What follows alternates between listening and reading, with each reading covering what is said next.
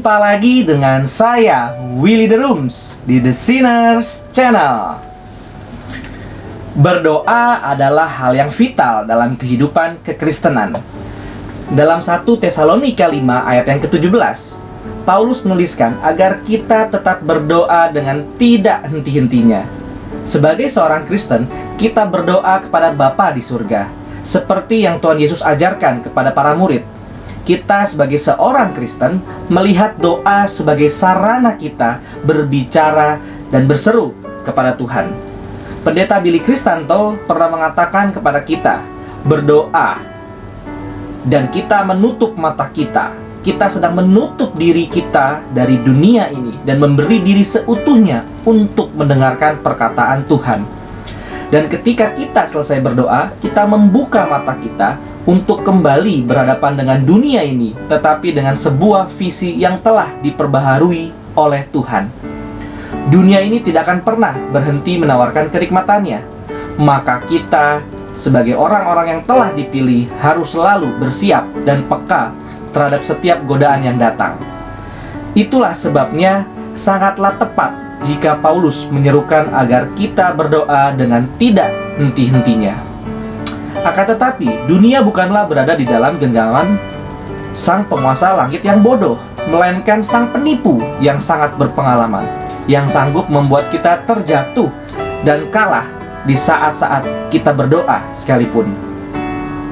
Satu hal yang saya ingin kita bersama pikirkan adalah setiap kali kita berdoa, kita selalu mengakhiri doa kita di dalam nama Tuhan Yesus.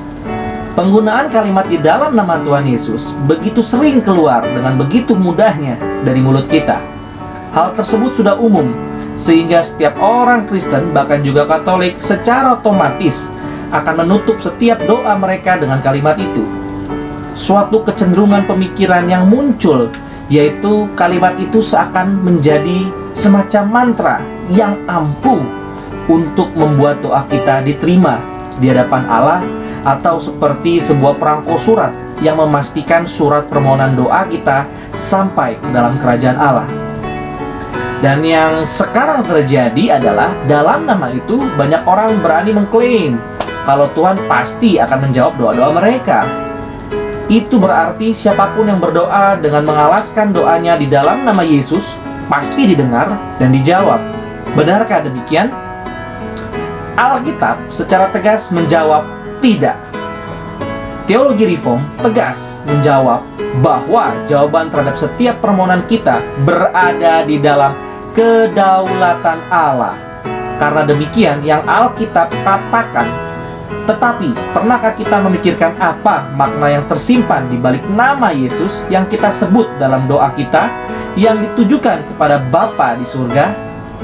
Jika kita ternyata sudah menjadi orang-orang yang dengan mudah menggunakan nama Yesus ketika menutup doa kita tanpa mengerti mengapa kita berdoa di dalam namanya, bukankah kita juga sudah menjadikan nama Yesus sebatas sebuah perangko surat untuk doa kita? Melalui Yohanes 14 ayat 1-14, kita melihat salah satu pembicaraan yang sangat penting antara Tuhan Yesus dengan para muridnya. Saat itu Yesus baru memberitahukan kepada para muridnya bahwa ia akan dibunuh. Perkataan ini pastilah mengguncang hati para murid yang selama ini bersandar pada konsep bahwa Yesus akan menjadi pahlawan penyelamat mereka dari penjajahan Romawi saat itu. Di tengah kegoncangan hatinya, para murid-murid, Yesus mengawali penghiburan kepada murid-muridnya dengan perkataan, "Jangan gelisah hatimu, percayalah kepada Allah, percayalah juga kepadaku." Ada sebuah ketenangan yang Yesus tawarkan dalam perkataannya. Ia mengatakan agar para murid tidak menjadi gelisah, tetapi melawan kegelisahan tersebut. Yesus menarik mereka untuk percaya kepada Allah. Ia tidak hanya berhenti pada kata-kata penghiburan yang membuai dan menenangkan hanya untuk sementara, tetapi ia membawa para murid untuk kembali menyembah Allah dan percaya kepada Allah karena Dia adalah Allah yang telah memimpin Abraham, Ishak, Yakub, dan para nenek moyang mereka. Percayalah kepada Allah, percayalah juga kepadaku. Believe in God and believe in me. Menurut John Calvin, di dalam kalimatnya, Yesus mengutamakan posisi penyembahan kepada Allah sebagai yang terutama, terkait dengan keberadaannya saat itu sebagai manusia yang berkulit dan berdaging. Dia ingin mengajak para murid untuk menatap ke arah yang benar, yaitu memuliakan Allah sebagai yang terutama. Dan setelah mengajak para murid menatap kepada Allah, barulah dia memposisikan dirinya. Semua ini sesuai dengan tujuan kedatangannya ke dunia, yaitu agar setiap orang kembali mempermuliakan Allah. Tetapi hal tersebut bukan hanya mengklaim kemanusiaan Yesus, tetapi juga menyatakan dengan jelas ketuhanan Yesus. Hidup percaya kepada Allah disejajarkan dengan hidup di dalam percaya kepadanya, Yesus. Kesejajaran dan kesatuan dirinya secara utuh ditegaskan dengan menyatakan bahwa Yesus adalah satu-satunya jalan dan kebenaran dan hidup, di mana tidak ada seorang pun yang dapat sampai ke Bapa kalau tidak melalui Dia, yaitu Yesus. Yohanes 14 ayat 6. Perkataan ini dengan jelas menyatakan bahwa Yesus adalah satu-satunya jalan yang harus kita tempuh untuk bisa sampai kepada Bapa, sehingga kita dapat melihat dengan jelas Yesus sebagai satu-satunya pengantara. Ketika Filipus meminta agar Yesus menunjukkan Bapa kepada dia dan rekan-rekan murid Yesus yang lain, dalam ayat yang ke-8 kita berjumpa dengan penegasan dari kesetaraan Yesus dengan Bapa di dalam jawabannya. Pada ayat 9 sampai 14, Yesus menjawab bahwa barang siapa melihat Dia, mereka sudah melihat Bapa. Yohanes 14 ayat 1 sampai 14 menegaskan ketuhanan Yesus di dalam kemanusiaannya. Dia adalah satu-satunya dan gambar Allah yang sejati. Dan melalui perkataannya di ayat yang ke-6, Yesus menyatakan dirinya sebagai seorang mediator, jembatan antara manusia sebagai ciptaan dan dengan Allah sebagai pencipta. Dia adalah satu-satunya mediator yang sejati. Maka ayat 14 yang mengatakan, jika kamu meminta sesuatu kepadaku di dalam namaku, aku akan melakukannya. Harus ditafsirkan dalam konteks ini. Kata kamu dijelaskan di dalam ayat 12 menunjuk kepada orang-orang yang percaya kepadanya dan mereka melakukan pekerjaan-pekerjaannya. Orang yang berhak berseru di dalam nama Yesus adalah mereka yang sudah berada di dalam Kristus. Mengapa? Sebab hanya orang-orang yang sudah memahami dan menerima cinta kasih Allah di dalam anugerah pengorbanan Yesus Kristus yang akan dengan rela mengerjakan pekerjaan-pekerjaan Tuhan yang sudah disiapkan. Dan tentu saja mereka yang mengerjakan apa yang Tuhan rencanakan akan memiliki hati yang memohon segala sesuatu sesuai dengan apa yang dibutuhkan dalam mengerjakan pekerjaan yang merupakan kehendak Allah. Dan pada akhirnya hanya mempermuliakan Allah. Orang-orang bisa dengan sembarangan menggunakan nama Yesus dengan begitu mudah dan menempelkannya sebagai simbol penutup doa. Tetapi Tuhan tidak akan mendengar seruan doa mereka. Ini menjadi sebuah pelanggaran hukum ketiga dalam hukum Allah.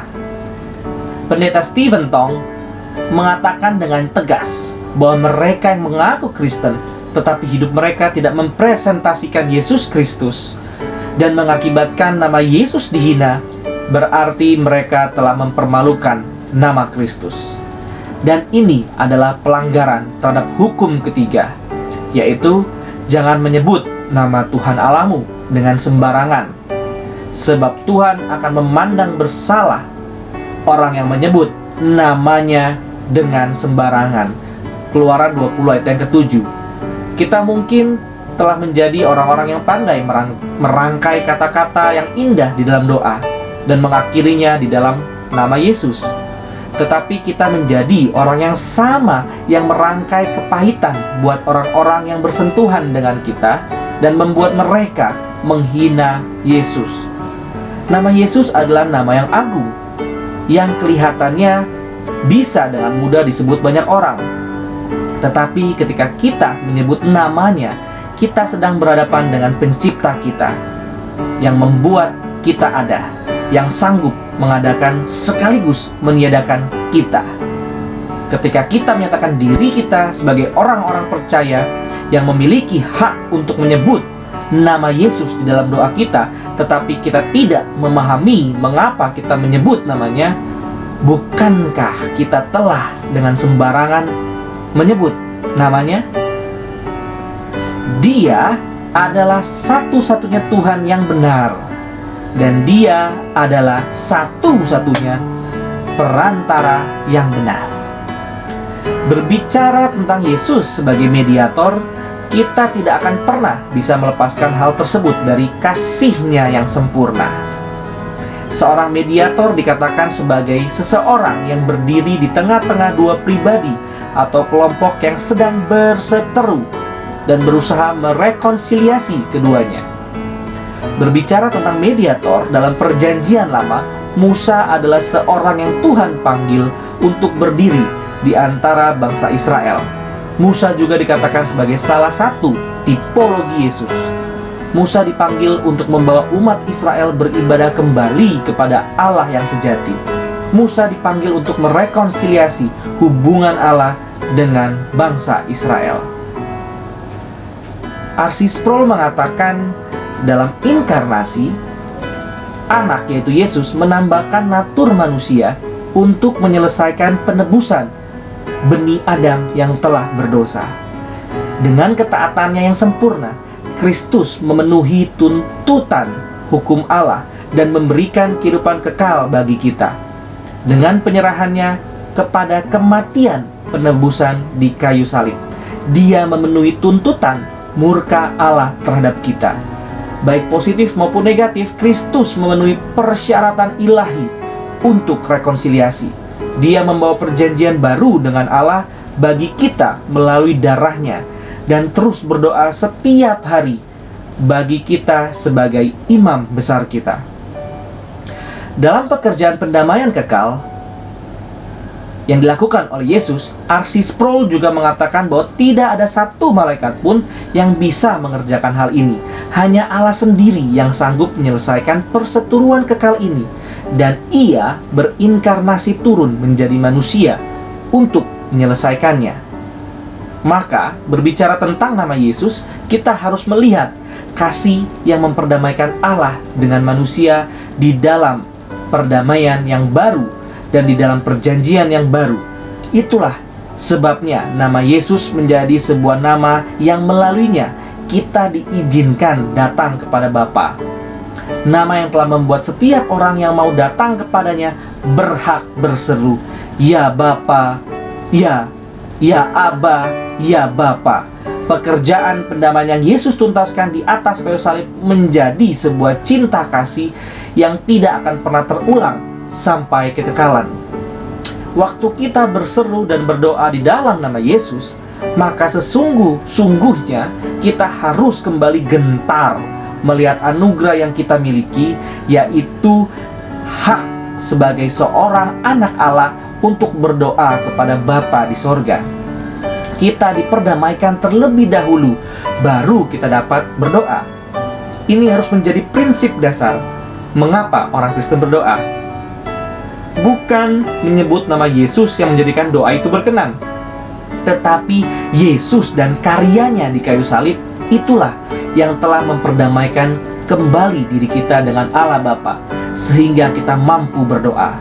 Kita pun beriman bahwa setiap kali kita berdoa atas pendampingan Roh Kudus yang diutus Yesus menjadi meterai yang mengesahkan bahwa kita adalah kepunyaannya. Dalam pimpinan Roh Kudus kita berseru dan memohon dalam namanya. Semua itu karena Yesus yang telah merendahkan dirinya dengan mengosongkan dirinya dan menjadi sama seperti kita, mencurahkan darahnya sebagai tanda perjanjian baru antara Allah dengan manusia, dan menyegel kemenangan tersebut di dalam kebangkitannya. Sekarang Dia berada di surga, mempersiapkan setiap tempat bagi setiap mereka yang sudah ditebusnya. Mereka yang meresponi panggilannya dengan menerimanya sebagai Tuhan dan Juru Selamat satu-satunya. Sudahkah kita mengerti bahwa setiap waktu kita datang, berlutut, dan berdoa kepadanya, kekuatan untuk menyerukan kata pertama diberikan melalui darahnya, untuk membawa miliknya kembali memuliakan Allah Bapa? Dia memberi dirinya dirobek dan mengalirkan darah yang suci. Karena itu berdoa kepada Allah yang sejati adalah anugerah. Anugerah dari Dia yang telah memberikan dirinya dan saat ini duduk di sebelah kanan Allah Bapa, menjadi pengantara tunggal setiap umat pilihannya. Masih adakah kegentaran dalam hati kita ketika kita memejamkan mata kita dan mulai mengucapkan kata-kata kita kepada Allah? Atau doa sudah menjadi sebuah ucapan rutin untuk mempertahankan kesadaran kita bahwa kita menyandang status Kristen? Setiap kita yang dapat datang menghadap tahta Allah dan berkata-kata kepadanya hanya di dalam nama Yesus Kristus, Juru Selamat dan pengantara kita satu-satunya, kita datang menghadap Allah dalam perjanjian yang baru dan pendamaian yang kekal melalui darahnya yang kudus dan tak bercacat. Marilah kita berdoa dalam kesadaran akan anugerah keselamatan yang telah kita terima untuk menyingkronkan diri dengan kehendak Allah dan menggenapkannya dalam hidup kita seperti teladan pengantara agung kita yang telah menggenapkan seluruh kehendak Bapa di atas kayu salib. Soli Deo Gloria.